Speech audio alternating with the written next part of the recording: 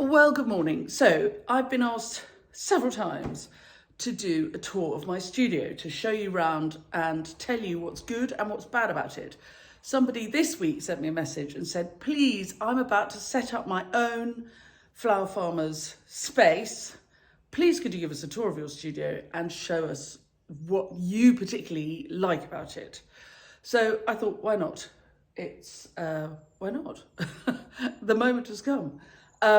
There are some things about this space which are really great, and there are some that are really terrible. So I'm going to give you both. By the way, if you enjoyed this channel, please do subscribe. If you click the bell icon, we'll tell you when we've got more clips coming out. And if any of the tips and tricks I give you along the way are useful, you can always buy me a coffee. The link for coffee buying is in the blurb to all my clips. Right, enough of that. Let's get on. So here is my flower studio. Let's go round, all the way round. It's a big old barn space. It's always very untidy because I'm not the only person who uses it. Because it's so big, it is used by the rest of the family as a dumping ground. So right now, for example, my second table down the other end, which is when we have big wedding work going on, we have two tables set up. And look, this one down here, that doesn't look like a table. That looks like a piece of wood on the ground, which has got the tent that the children use all summer to have sleepovers in, is there drying out before the autumn. So it's towards the end of the summer holidays, so the tent is coming in to have a dry out. And there's an old Turkish rug, which is also drying out. So that's annoying, in the way. Quite often you'll find there are bicycles in here, also very annoying. However, this gorgeous table is my right hand in all my work. It's high enough, so if you're thinking about what you need, this table is a little bit high for sitting at if you were having a dinner party. I know, because this is also where we have dinner parties. If we have people around for a meal, this is where we sit. It's a little high for sitting at for dinner, but it's really the perfect height for somebody working at, because I never feel it in my back. So if you're looking at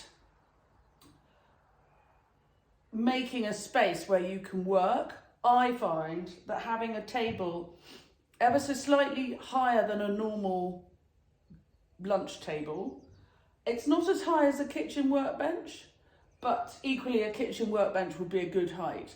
Basically, I'm not having to bend over at all. I can work standing straight, and that is a big deal if you're going to be on your feet for your job. So I love this table. It's also handy because underneath it, I'm going to move this a little way. Woo! Can you see underneath is a great deal of storage, and I keep enough pots, seed trays, everything that I kind of use on an everyday basis for growing flowers. I keep sacks of compost in here. There are 4 sacks of compost, all open. That's crap. Over there. But I also have under here my large and useful collection of bale arm trays. And a bale arm tray, come on one of my workshops about wedding prep, and I'll tell you why bale arm trays are so useful. We have lots because they're so good, and they all have CFF written on the side because they belong to us. I then have this shelf set up. I'll bring you over because this is useful. It's untidy. I love the way I've got you.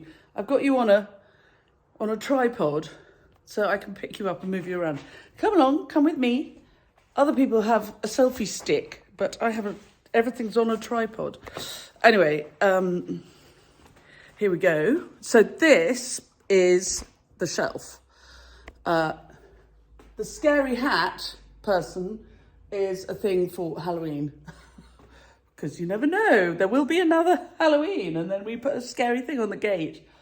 But more importantly are these two. These are broom handles for pulling. Here's my cello. I can pull it out in a roll, and here's my useful brown paper. I can pull it out in a roll. You might think, oh, that's okay, that's interesting. There is a tip, a real tip. Always have the roll so it's coming over the top towards you. If you have it coming from the back, you end up having a fight with it. It doesn't roll so easily. So if you're going to have rolls of anything, have them so that they're coming towards you. That's a really big deal. And then we have the National Collection of bits of sellotape. Very, very important. These are the ribbon scissors. These live here because next to it is the ribbon. And if the ribbon scissors are moved, I get very, very cross. Also here is a big tub with all the snips. I like to have a national collection of pairs of scissors, but the only ones that really get used out of all of these, so I really should throw everything away and just keep what I use, are rarely, but occasionally, I use my Felcos if I've got some hefty cutting to do. Often need a Stanley knife, just in life. Everybody always needs a Stanley knife, so there's a Stanley knife. And 2 pairs of Niwaki snips. You can order these from Niwaki, Niwaki, start again, Niwaki. They are very, very good ones. These have been dropped several times and their nose has been worn off. But both of them, I could not work without these. So they live in there. Also, otherwise this shelf tends to be full of rubbish. All flower farmers need a collection of brown paper bags so they can go seed collecting. All flower farmers need a great deal of brown string. This is jute, obviously. We're trying to avoid plastic. So all of that stuff lives in these shelves. Very untidy, but it's a working flower farm, not a pretend studio. If the other thing I think is worth doing if you're setting up a space for yourself is, you can see I've got loads and loads of material hanging up to dry because we've had this lovely dry season. And so if you have a space, do put some hooks up, whether you've got beams or somewhere, put some hooks up where you can hang material free and in the air so that the wind can, obviously it's not windy in here, but the air can flow free and they can dry. And all this stuff will be used through the autumn and the winter. I made a clip about ideas for drying material a couple of clips ago, so do go back and have a look at that one. The real action end of this studio, so it starts really here on this table, but then moving up, picking you up and carrying you along again. A selfie stick would be easier, but I wouldn't be able to put it down like I can with, with the tripod. So, the sink.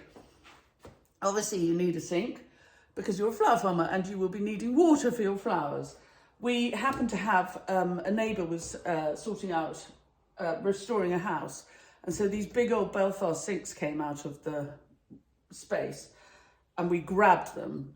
Weirdly, there are 2 here and I thought we would use both, but actually we never use this one, ever. It's got a big nice chunk of wood on the top and it makes a nice draining board. And I use this one all the time.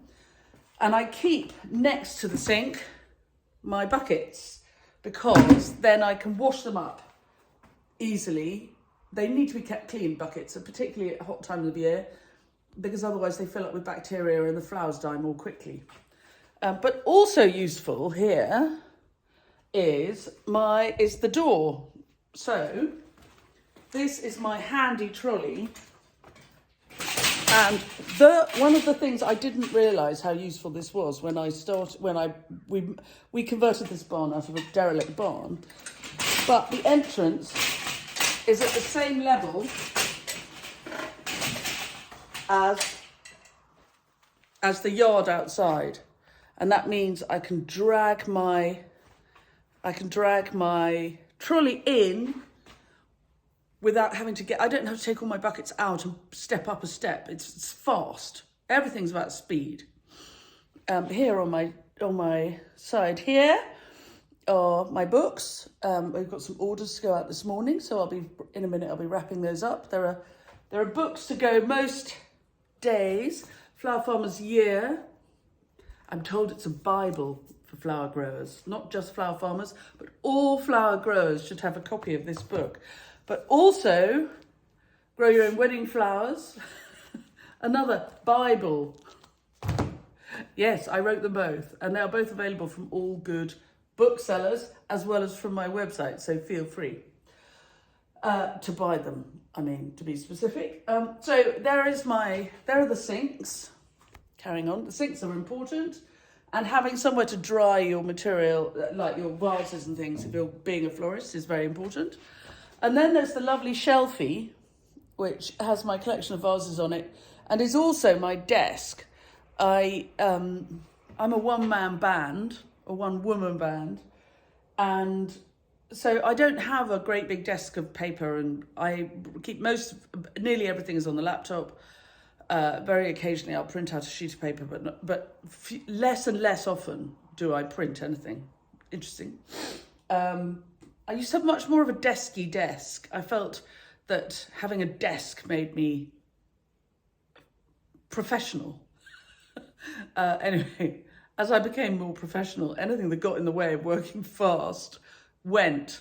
So I don't need a desk. But I do have this top here, which belonged to, was made by a friend of Fabrizio's, who was very tall man. And he had he's a furniture restorer, and he had a woodworking place near here, and he made this for himself to work on, and he then moved elsewhere. And so this piece of furniture came here, and actually it's fantastic because I use it as a stage to photograph most of my when I finish my work and I put it here, I photograph it so you can see what I've done, because the light here swings through this window on the right and this window on the left. So it's the light doesn't come at whatever I'm photographing, it comes sideways. So it's pretty. In your studio, you need a very good mug. Here is these mugs. I have lots of them, and they're made by a girl called Rachel Pedder Smith, and they're lovely. They're covered in beautiful illustrations of the countryside and flowers and wildlife and things. So I really like them. I have a stool. It's a stool it's like a diner stool, so I can sit on my diner stool. So when I hold online workshops or demos, I hold them from here. And I sit on the stool, so that's very nice. And then, and I have lots and lots of vases, the National Collection of Vases, hanging as all up behind me. Some of them are used quite often. I think if for those of you who watch these clips regularly, you'll see this collection of vases, and I would hope that week on week they're not in the same place. They get moved around a lot, which I like. So it's always very untidy, but it's not the same. I don't mind untidiness so long as it's a constantly evolving thing. I hate untidiness where it's all just sitting there gathering dust. That's rubbish. In this corner, so with the vases, so I've got lots of vases and jars and things, but also I have some of my mechanics down here, which come on one of my flowery workshops and flowery demos, and I'll show you how I use everything. There are I think we're beginning to put the dates for 2023 onto the website, and there are masses and masses of fun activities to join in with between now and the end of the year. We are 2022. Anyway, there you go. That's a little trip around my studio. I hope it's been useful.